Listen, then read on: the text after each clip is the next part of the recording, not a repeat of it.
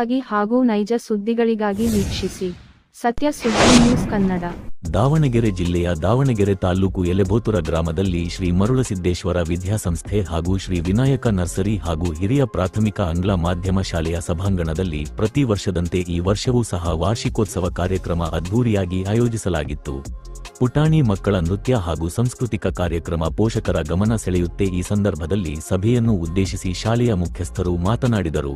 Harish K Bethur, ಸತ್ಯ ಸುದ್ದಿ news Kannada, Davanagere.